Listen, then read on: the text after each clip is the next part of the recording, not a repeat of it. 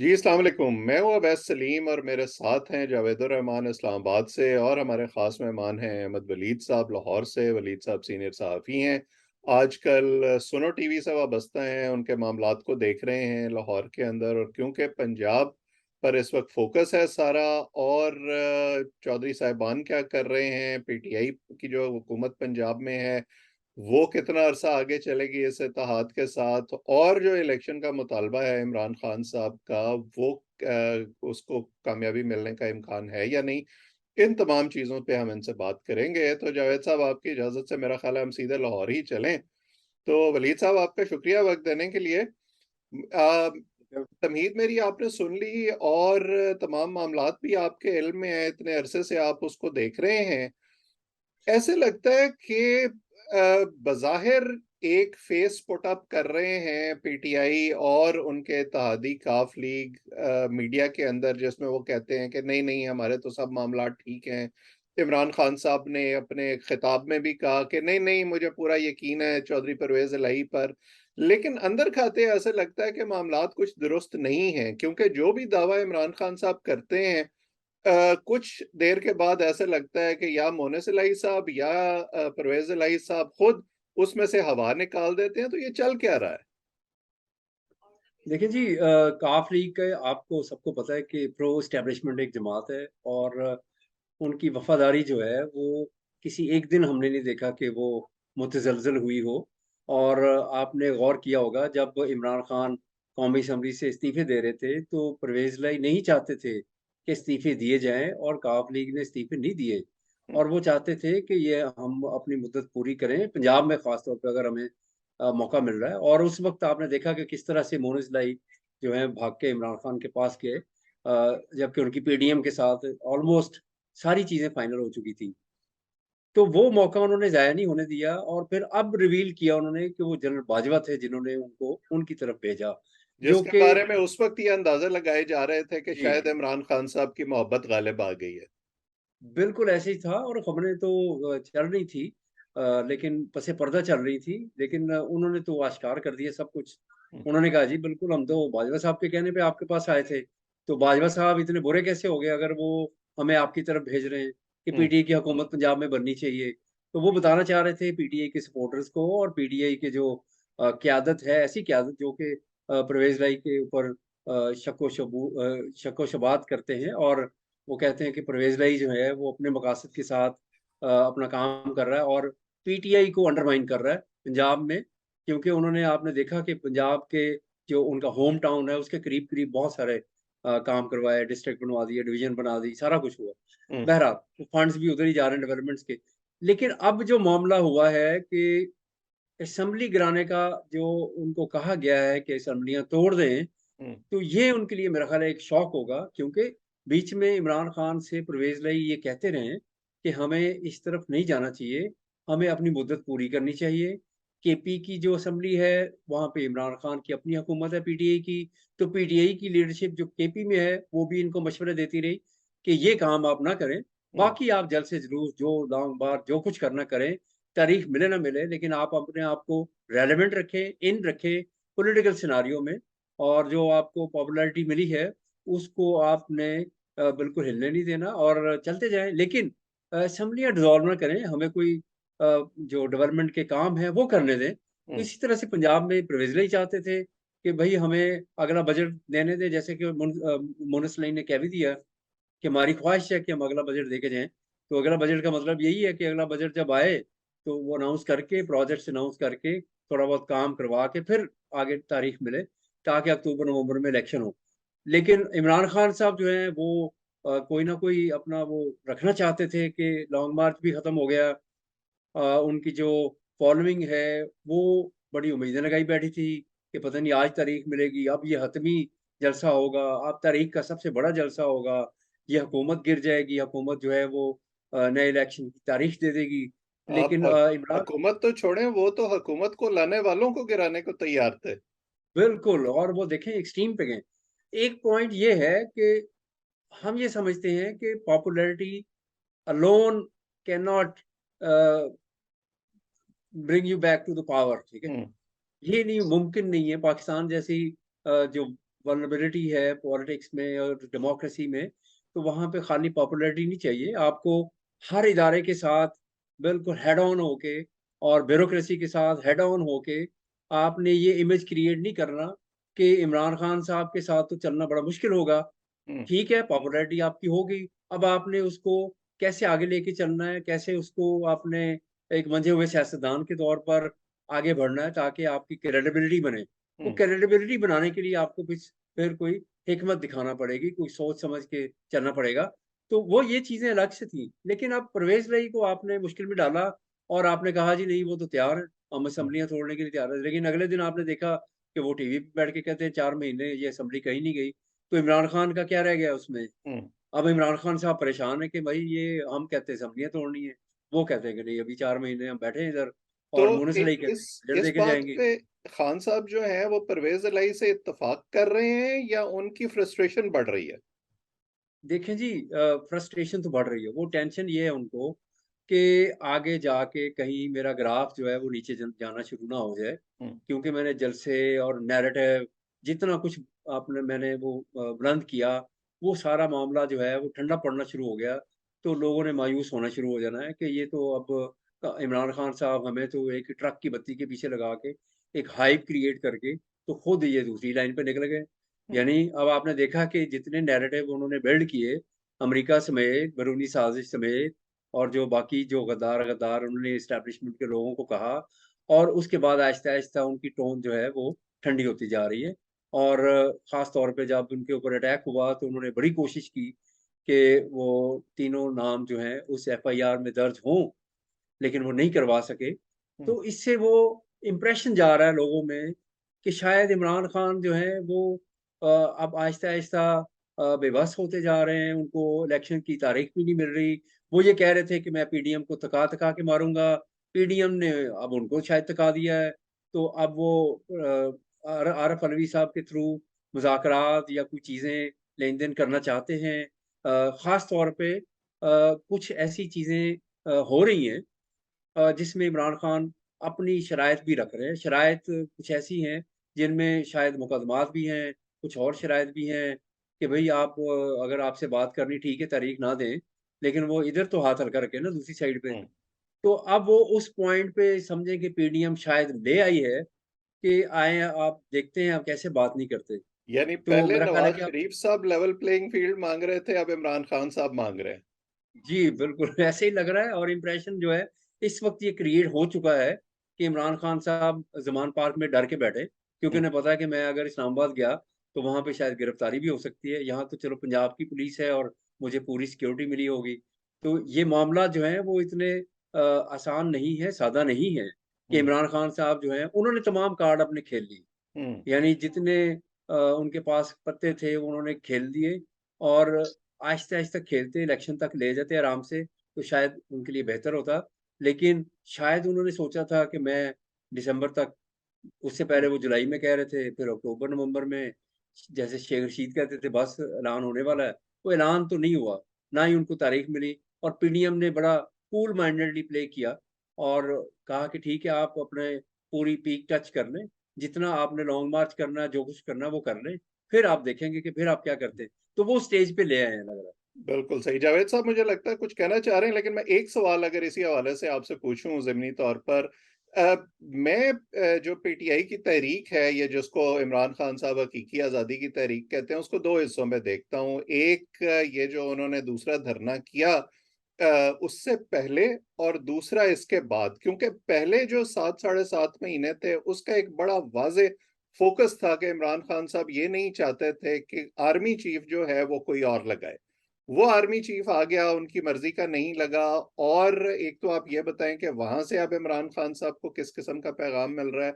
दूसरा ये कि अब ये जो नया फ़ेज़ शुरू हुआ है, इस फ़ेज़ में भी एक सोच बहरहाल ये है कि जितना ज़्यादा वक़्त गुज़रेगा, महँगाई बढ़ेगी, हुकूमत के पास फ़िलहाल उसका कोई तोड़ नज़र नहीं आता, तो इमरान खान साहब की पॉपुलैरिटी तो बढ़ती रहेगी।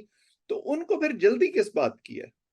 हाँ, ये एक बड़ा बहुत अच्छा सवाल है कि उनको जल्दी किस चीज़ की है? भई इकॉनमी तो ठीक होने नहीं जा रही जल्दी। हुँ, आपको पता है कि आप तो ये इकॉनमी के ऊपर खेल सकते हैं। आप हुँ, लोगों की नब्ज़ आप पकड़ के देखें कि वो महंगाई में पिस चुके हैं, तो आप बाकी नैरेटिव सारे छोड़ के अगर आप इस तरफ जुड़ जाएँ, तो आपको तो फ़ायदा ही फ़ायदा है। हुँ, और ये फ़ायदा अपोज़िशन हमेशा उठाती है और महँगाई से बड़ी कोई चीज़ नहीं होती। बाकी सारी ऐसी चीज़ें होती हैं जी एस्टेब्लिशमेंट और ये पोस्ट 29 नवंबर सिनेरियो और क्या होगा। लेकिन एक चीज़ ज़रूर है जो हम देख रहे हैं बीइंग जर्नलिस्ट कि अभी तक यानी कहीं से ग्रीन सिग्नल नज़र नहीं आ रहे। ठीक है। यानी जहाँ-जहाँ से हम नोट करते हैं कि अच्छा अब ये फलाँ चीज़ होने जा रही है, फलाँ आने वाली है, फलाँ इनकी मतलब उनके गिर्द दायरा जो है वो अभी तक मतलब हल्का नहीं हुआ। मतलब यानी कि इमरान उस खान साहब के हवाले से जो भी फैसले हुए जिनके बारे में आके डीजीआईएसआई ने भी ये कहा ऑन द रिकॉर्ड कि जी ये पूरी जो फौजी क़यादत है उसका फैसला है जिन्होंने अगले 10-15 साल फौज की क़यादत सँभालनी है। आपको लग रहा है कि वो एक तसलसल चल रहा है? जी, तसलसल चल रहा है और कहीं से हमें कोई ऐसा इशारा नहीं मिल रहा, जहाँ से हम फ़ील करें कि जी बिल्कुल लग रहा है कि अब इमरान खान को थोड़ा-सा वो सेफ पैसेज या कोई ऐसी चीज़ देना चाह रहे हैं। अभी वो जो इशारे हमें मिलते हैं मुख्तलिफ़ लोगों से, जो जिनसे जो करने वाले हैं सारा काम, जो बैक एंड पे जाके बैठे हैं और वो चीज़ें मैनूवर कर रहे हैं, देख रहे होते हैं, हमेशा की तरह पाकिस्तान में आपको पता है। तो वहाँ से कोई ऐसा इशारा नहीं मिल रहा। उनकी जो लाइन है हम देख रहे हैं उस लाइन में कोई ऐसी ढील नज़र नहीं आ रही अभी तक। यानी कि ऐसा वो हमें ज़रूर लग रहा है कि अब अगले ज चंद माह हैं वो इमरान खान के लिए ज़्यादा मुश्किल। हुँ। जी, जावेद साहब। जी, बहुत शुक्रिया। मुश्किल का नाम सुन बिल्कुल, के जावेद साहब मुस्कुरा पड़े हैं ज़ेर-ए-लब। हाँ, देखिए अहमद साहब ने बिल्कुल बड़ी बेहतरीन किस्म की जो बात की, जो मैं उनकी बातों को थोड़ा-सा आगे बढ़ाऊँगा। एक तो परवेज़ इलाही साहब से रिलेटेड उन्होंने कहा कि गो के उन्होंने मीडिया कंज़म्पशन के लिए अगर हम थोड़ी-सी रियायत ले लें अवैस साहब से और ये कह दें, तो उन्होंने कह दिया कि जैसे ही खान साहब कहेंगे, हम असेंबली तोड़ देंगे। हुँ, साथ ही उनकी ट्विटर लाइन अगर आपको ट्विटर उनको अगर आप फॉलो करें, वो साथ-साथ जो फंड्स की तक़सीम और ये जो सारी चीज़ें इतने नॉर्मल अंदाज़ में कर रही हैं, जैसे कोई ऐसा कोई सियासी भूचाल कुछ ऐसा कुछ हो ही नहीं रहा, ना असेंबलियाँ टूट रही हैं, ना ही जनाब हुकूमत से लड़ाई हो रही है। मतलब कि सारी चीज़ें बिल्कुल नॉर्मल चल हुँ, रही हैं। एक बात तो ये है। दूसरा वो ये इन्होंने अहमद वली साहब ने बड़ी बेहतरीन बात की कि इस पॉइंट पर खान साहब ले आए हैं चीज़ों को, या इस तरह से कह लें कि अपने गिर्द उन्होंने घेरा खुद तंग कर लिया। अब किस तरह से घेरा तंग कर लिया? अब इसमें अगर हम इसे पॉलिटिकल वेंडेटा ना कहें, वैसे कह लें कि उन्होंने बहुत सारे फ्रंट खोले। 13 दिसंबर को कुछ दिनों के बाद एक तो वो पार्टी चेयरमैनशिप का जो उनका फैसला होना है, वो बड़ा इम्पोर्टेंट है। और अब 1 घंटा पहले एक और डेवलपमेंट हुई है, वो भी पीटीआई से रिलेटेड। वो ये है कि जनाब उन्हें इलेक्शन कमीशन ने इस मामले में धर लिया है या पकड़ लिया है। उन्होंने कहा है कि पार्टी के आइन में आपने तब्दीली बगैर बताए किस तरह से कर, वो हुँ, किसी सूरत में नहीं की जा सकती। वो एक इस तरह से कह लें कि वो उसके ऊपर उनको पार्टी का आइन आके इलेक्शन कमीशन को दिखाना होगा कि कहाँ-कहाँ आपने तब्दीली की और बगैर पूछे उसमें आप अमेंडमेंट किस तरह से कर सकते हैं।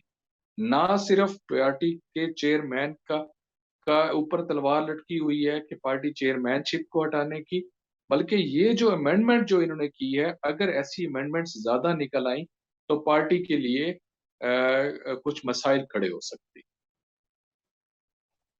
जी, वलीद जी। साहब, क्या ख़्याल है आपका इस बारे में? जी, बिल्कुल, मैं जैसे पहले बात की कि अब उनके लिए अगले चंद माह जो हैं वो मुश्किल होंगे, मुश्किल से मुश्किल तरीन होते जाएँगे।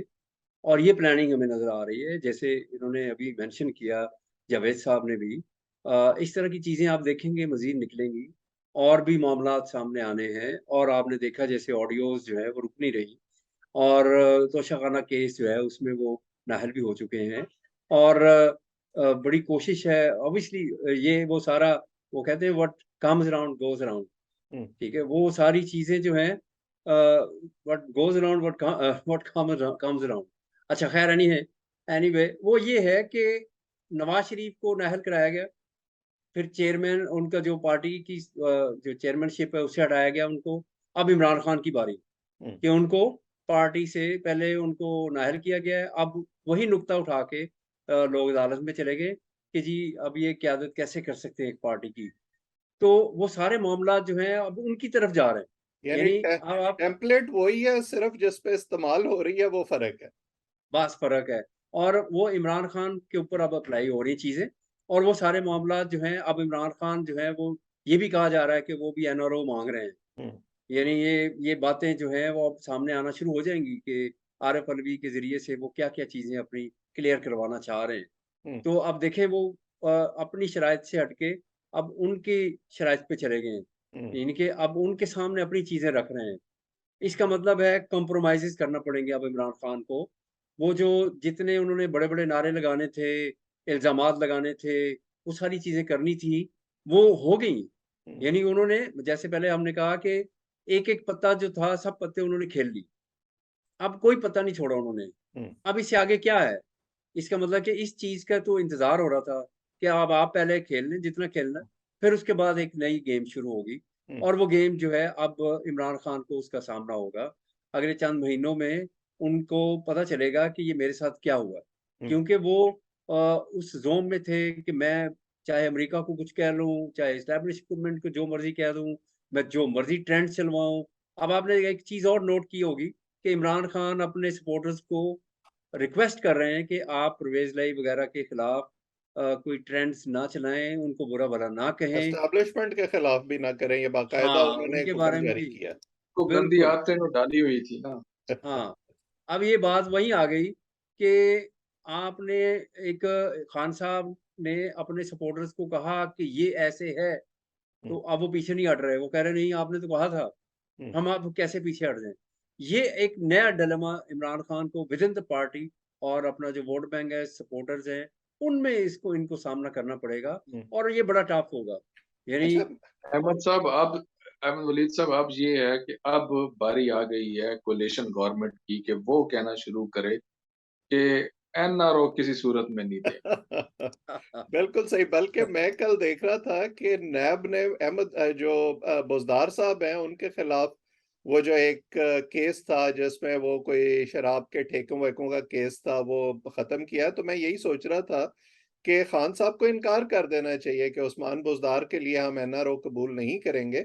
लेकिन ज़रा ये भी थोड़ा-सा बता दें कि अब जब हम, क्योंकि मार्च की बात बार-बार हो रही है, मार्च के महीने पर बड़ा फ़ोकस है और मैं देख रहा था कि मार्च में इलेक्शन कमीशन ने पंजाब में बलदियाती इंतखाबात भी अनाउंस किए हुए हैं। तो क्या ये दोनों पार्टियाँ अब उसको देख रही हैं? लग तो ऐसे ही रहा है क्योंकि अब ये पार्टीज़ जो हैं वो तैयारी इसी चीज़ की कर रही हैं कि क्योंकि बलदियाती इलेक्शंस आने हैं और इमरान खान ने अपनी पार्टी के लोगों को कह दिया हुआ है कि पूरी तैयारी करें इलेक्शन हमने बलदियाती इलेक्शन है उसमें स्वीप करना है। हुँ, और ये जो मोमेंटम हमने क्रिएट किया था, उस मोमेंटम को लेके हमने अवाम के पास जाना है और महँगाई का इश्यू है और बाकी जो कुछ हमारे खिलाफ साज़िश हुई थी, ये सारी चीज़ें अब साज़िश वाला एलिमेंट पीछे रह जाएगा। अब महँगाई वाला एलिमेंट लेके तो हमने बलदियाती इंतखाबात में हिस्सा लेना भरपूर तरीके से। तो अब उसके लिए पीडीएम जो है, उसको मुश्किलात ये हैं हुँ, कि महँगाई जो है वो कहीं जा नहीं रही। हुँ, उसी तरह से बढ़ती जा रही है और उसी तरह से आपको देखा आपने कि अभी तो 1 महीना, डेढ़ महीने के लिए जो हैं वो इम्पोर्ट के पैसे वो रह गए हैं उनके इम्पोर्ट बिल्स के। तो बड़ी सीरियस इन ट्रबल है और मेबी अगर सऊदी अरब से या और जगहों से कोई राहत नहीं मिलती, तो फिर बड़ा मसला होगा और आने वाले दिन जो होंगे वो ज़्यादा मुश्किल होंगे। अलबत्ता पेट्रोल जो सस्ता हो रहा है, उसका अभी कोई रिलीफ़ तो नहीं दे रहे, लेकिन ये कि वो ये टाइम पास करना चाह रहे हैं। मेबी अगले 1-2 महीनों में बलदियाती इलेक्शन से पहले कोई ऐसी उनकी जो जहाँ से उम्मीदें लगा के बैठे हैं, हुँ। वहाँ से कोई उनको इमदाद मिल जाए और वो कोई रिलीफ़ देने के काबिल हों, जिससे कोई वो समझे कि अब बलदियाती इलेक्शंस और फिर आगे जाके हमने जो जनरल इलेक्शंस हैं, उनमें जाना है, तो हम अवाम को कुछ देंगे, तो हमें कुछ मिलेगा। बिल्कुल सही, ये अहमद वो वलीद साहब सबसे ये बड़ा अब चैलेंज है। जी, जी, जावेद साहब आप क्या कह रहे हैं? जे अहमद वलीद साहब से रहनुमाई लेनी थी कि लोकल बॉडीज इलेक्शन में किस किस्म का इनका रोमांस किस तरह से चल रहा है पीडीआई पीडीएम का आपस में ये जो पार्टीज हैं जनरल इलेक्शन तक तो वैसे इनका मेरा चलना है यहाँ मेरा भी वैसे यही सवाल था, और इसको हम एक कम्प्रिहेंसिव आखिरी सवाल बना लेते हैं कि हम ये देखते हैं हमेशा कि आखिरी साल में जो कैंडिडेट्स हैं, जमातें हैं, वो कॉन्स्टिट्यूएंसीज पे फोकस करती हैं। तो आपको इस वक़्त क्या नज़र आ रहा है? क्योंकि बैटल ग्राउंड पंजाब है, जिस जमात ने भी मरकज़ में हुकूमत बनानी है, आपको लगता है कि ये पीडीएम की जो जमातें हैं, ये इकट्ठे इलेक्शन लड़ेंगी? पीटीआई के अंदर किस किस्म की सफ़बंदी हो रही है? इनके तमाम लोग अपनी जगह खड़े रहेंगे या वो भी कहीं पार्टी बदलेंगे? सीट एडजस्टमेंट की बातें काफ और पीटीआई के अंदर भी हो रही हैं, तो किस तरह का मंज़र नज़र आ रहा है आपको? देखिए, जो एक तो हमने माज़ी में भी देखा है कि बलदियाती इंतखाबात जो हैं, उनके डायनामिक्स कुछ और होते हैं। हुँ, जो प्रोविंशियल असेंबलीज़ या नेशनल असेंबलीज़ के जो इलेक्शंस हैं, उसमें ये जोड़-तोड़ ये सारा कुछ होता है, या मैनेवरिंग होती है, या अलायंसेस बनते हैं, इलेक्टोरल अलायंसेस बनते हैं। लेकिन लोकल बॉडीज़ में जो मुकामी नुमाइंदे होते हैं, वो खुद से बड़े असर और रसूख वाले होते हैं, और वो जिस भी पार्टी से उनका ताल्लुक हो, तो वो अपने अपने अपने दम के ऊपर वो इलेक्शन जीतते हैं। हुँ, हमने माज़ी में भी देखा है कि जब अ, पीपल्स पार्टी की हुकूमत थी पंजाब में, तो उस वक़्त नून लीग सीटें निकाल गई। जब नून लीग की हुकूमत थी, तो पीटीआई पीपल्स पार्टी काफ़ी सीटें निकाल गई। जब उस दौर में, जब अर्ली 90s और 90s मिड 90s में आपने देखा होगा कि नून लीग की हुकूमत थी पंजाब में, और लेकिन पीपल्स पार्टी जो है लाहौर के बहुत सारी जो यूनियन काउंसिल्स थी, उनमें वो उनके अच्छी तादाद में लोग इलेक्शन जीत गए। क्योंकि ये काम जो है वो ज़्यादातर मुकामी नुमाइंदे, जिन्होंने अपनी मुकामी साख बनाई होती है, डेरेदार होते हैं, उनको वहाँ पे पार्टीज़ उतनी मैटर नहीं करती। हुँ। अभी यानी ये बहुत जितने भी इलेक्शन हुए लोकल बॉडीज़ के, उनमें यही ट्रेंड्स नज़र आए। अब हमने और देखना है कि ये और जो सुना आगे है कौन हमज़ा से ट्रेंड्स साहब आते हैं। खामोशी से मॉडल टाउन में बैठ के यही काम कर रहे हैं। हाँ, नहीं, वो अपनी मैनूवरिंग देखें उनके। लाहौर में आपने जो कैंट के इलेक्शन देखे होंगे, हुँ, वाल्टन कैंट दोनों के इलेक्शंस हुए, तो उसमें सारे नून लीग के लोग जीते। पीटीआई कहीं भी नहीं थी उसमें। हुँ, हालाँकि पीटीआई तो वो मतलब हुकूमत में थी, और फिर सारा कुछ उनके कंट्रोल में था, लेकिन वो मैनेज नहीं कर पाए। यानी लोकल बॉडीज़ के डायनामिक्स जो हैं वो ज़रा डिफरेंट है। उसमें हम नहीं ये कह सकते कि फलाँ पार्टी जो है वो जीतेगी और फलाँ पार्टी हारेगी। लोकल बॉडीज़ के आपने आज़ाद कश्मीर के इलेक्शन देखे हैं, उसमें अगर आप ओवरऑल एनालिसिस करेंगे, तो मुस्लिम लीग नवाज़, पाकिस्तान पीपल्स पार्टी और पीपल्स पार्टी एजेके, अगर ये इन्होंने इंडिपेंडेंटली इलेक्शन लड़े, कोई इत्तेहाद नहीं था वहाँ पे। लेकिन अगर आप इनको देखेंगे, इनकी सीटें काफ़ी ज़्यादा है। नून लीग जो है अच्छी हुँ। तादाद में जीती, पीटीआई ने भी अच्छी सीटें जीती। तो वहाँ पे भी आपको पता है प्राइम मिनिस्टर साहब जैसे भी हैं, और कोई हमेशा से आज़ाद कश्मीर में तो ये ट्रेंड रहा है कि जिसकी वफ़ाक में हुकूमत है, तो उनके लोग ही ज़्यादा जीतते हैं। लेकिन क्योंकि लोकल बॉडीज़ के इलेक्शन थे, तो ये हर पार्टी अपने-अपने तौर पर जितनी स्ट्रॉन्ग नीचे लेवल पे होती है, उतनी सीटें वो ज़्यादा मैनेज करती है। हुँ, बिल्कुल सही। चलें देखते हैं अब ये सिचुएशन आगे कैसे बढ़ती है, इस हवाले से आपसे बातचीत भी करते रहेंगे। फिलहाल तो ये लगता है कि जो दावा इमरान खान साहब कर चुके हैं, जिस पर काफ लीग उनके साथ ताउन नहीं कर रही, ये उनके लिए इमीडिएट चैलेंज है और जैसे आपने बताया कि पस-ए-पर्दा मुज़ाकरात भी हो रहे हैं, उन मुज़ाकरात में जो गिव एंड टेक है हुकूमत और पीटीआई के दरमियान, वो क्या होता है, उसकी बुनियाद पर मुझे लगता है कि मामलात आगे चलेंगे। इन तमाम चीज़ों पर हम नज़र रखेंगे और आपके सामने लाते रहेंगे। आप इस चैनल को सब्सक्राइब करें ताकि हमारी गुफ्तगू आइंदा भी आप तक पहुँचे। कमेंट सेक्शन में अपनी राय से भी ज़रूर आगाह किया करें ताकि हमारे ऐसे मेहमानों से भी आपकी मुलाकात होती रहे। जावेद साहब का, अहमद वलीद साहब का और जो लोग हमें देख रहे हैं, सबका बहुत-बहुत शुक्रिया।